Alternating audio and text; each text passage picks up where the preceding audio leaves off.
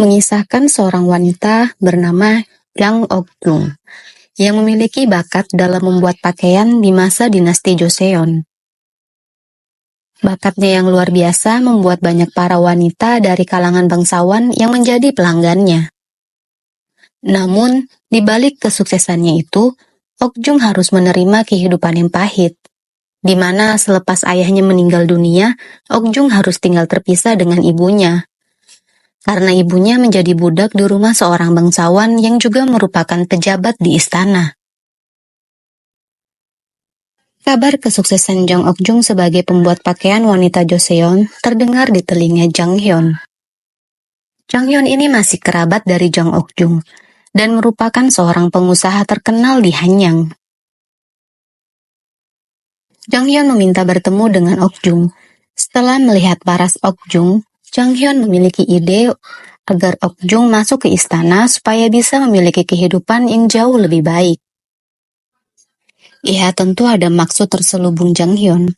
Ia berkeinginan jika Ok-jung masuk istana dan bisa menarik perhatian raja, maka ia akan mendapat keuntungan juga sebagai orang yang diakui sebagai pamannya Jang Ok-jung.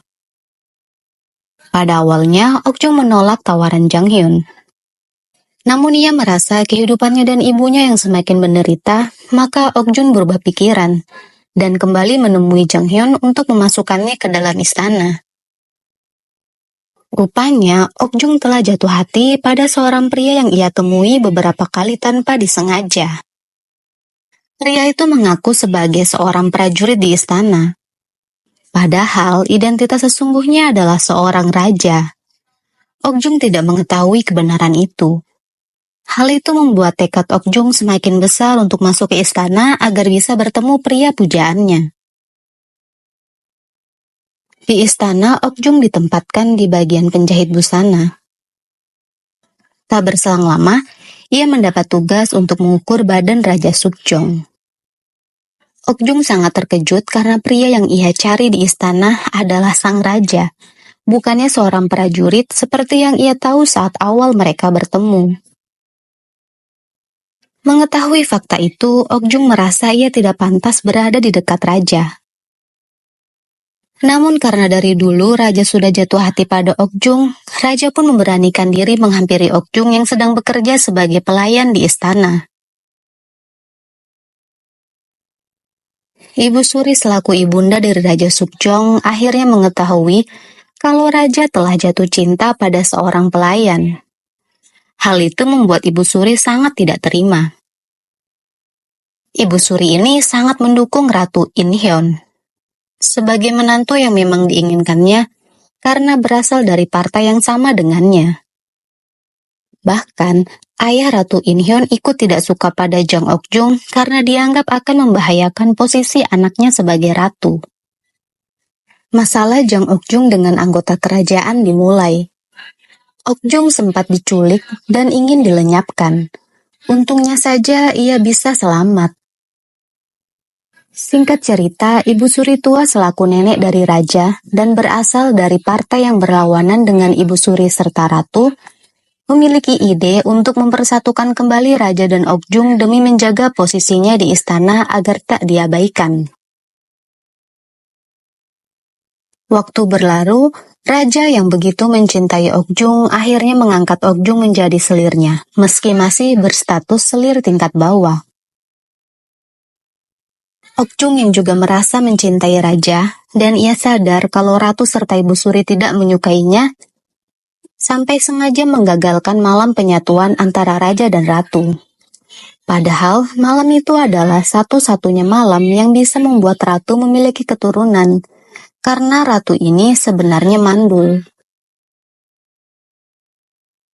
Ibu Suri yang tidak ingin jika ia memiliki cucu dari seorang selir yang berasal dari pelayan, ia berbuat nekat memaksa Ok-jung meminum ramuan agar Ok-jung tidak dapat memiliki anak untuk selamanya. Untungnya Ok-jung berhasil menggagalkan hal itu dengan berupaya ingin mengakhiri hidup. Raja yang mengetahui kejahatan yang dilakukan Ibu Suri, ia menjadi marah pada Ibu Suri. Tak lama, raja justru memutuskan untuk menaikkan status selir Okjung menjadi selir tingkat Sukwon. Waktu berlalu, akhirnya Okjung melahirkan seorang pangeran dan merupakan anak pertama dari raja. Status Okjung dinaikkan menjadi selir senior tingkat 1 dan gelarnya menjadi Jang Huibin. Okjung yang merasa posisinya tetap tidak aman meski ia adalah ibu dari putra mahkota, membuatnya jadi semakin ambisius untuk mengincar posisi ratu. Karena ia merasa selama ini telah banyak mendapat kesulitan karena dipandang rendah, bahkan beberapa kali baik itu ibu suri maupun ayah ratu ingin mencelakainya. Berkat kecerdikan dan rasa haus kekuasaan, Okjung akhirnya berhasil menyingkirkan Ratu Inhyun dari posisinya.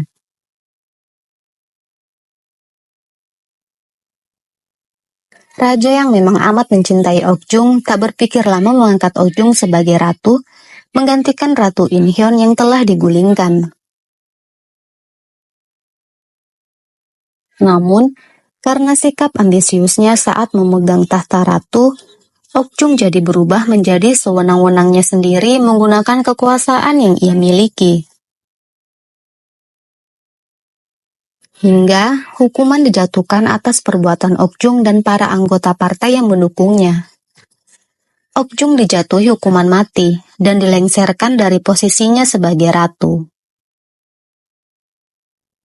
Saat tiba waktu hukuman mati untuk Okjung, raja merasa sangat bersedih. Ia menyayangkan sikap Okjung yang malah terlibat terlalu dalam pada urusan politik di kerajaan. Raja sebenarnya hanya ingin Okjung diam dan bersikap baik di sisinya. Okjung melaksanakan hukuman matinya dengan cara meminum racun. Ia menghembuskan nafas terakhirnya di pelukan raja.